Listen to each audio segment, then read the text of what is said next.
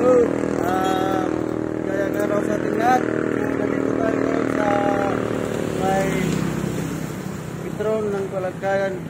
Isa lang kasi Petron dito. Then, dito ngayon tayo sa Sayas Karwas. So, ngayon, nakikita nyo yung ano na yun. Ituturo natin kung paano gumamit. Dito, meron tayong dalawaan. Ito. Ito, para to sa shampoo. Ito naman para sa tubig. Ano mong gagawin? Meron kang 5. Yung old na 5, kailangan hindi mo lang yan lalagay kasi babalik yan. Hindi mo lang nahulog yan. Ito, pag nag-ano na ng signal na ng time, hindi pa yung lalabas. Unang-una, kung saan yung papalabasin mo, dito, ka. Pero kung sa tubig ka, kung ano man ang piliin mo, yun yan, kailangan hawakan mo kasi sa tubig ka, sisirit yan agad. So, ito meron na tayo dalawang function. So, itong hinawakan ko is para sa tubig. So, ito naman. So, yung una dito, tubig yung pinili natin. So, yan. Wala pa sa kaya. Ganun lang. Hindi na gamit yan. Boss, ilang oras? Ilang minuto? Then, we have 2 minutes. Kasi, ano dito? Bahala ka na kung ibang pagbuhat mo. Basta, magana mo yan. Hindi na tayo yan. Ayan. Ito lang yan. Kali mo pero gusto mo na. Ito yan.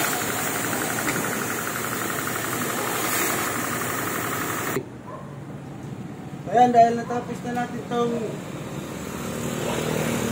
susunod ng tubig, ngayon naman, babalik tayo dito sa bundok. Ito na. So, yung sinasabi ko kanina, ito, hawakan mo rin.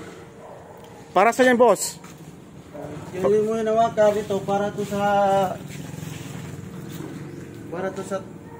sabon o sa shampoo ng so unang gagawin ganun pa rin yung old na piso lumabas lang dito, ulitin mo lang ng video i-push mo ng kunti para hindi na bumalik. So ayan, click na yan. Doon natin, pinutin mo na yung shampoo.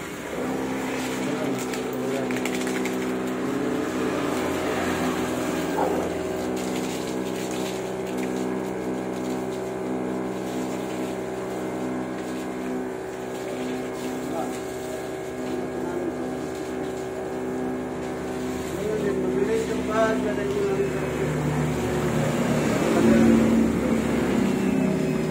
Seconds lang yan.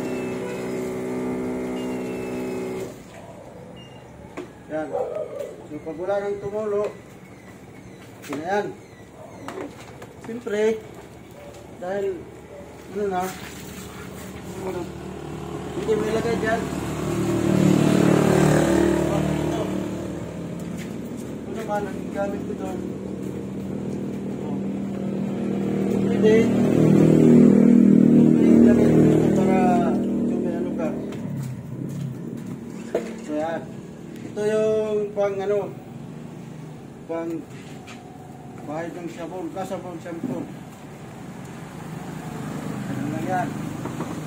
So, bahala ka na kung paano mo, yan.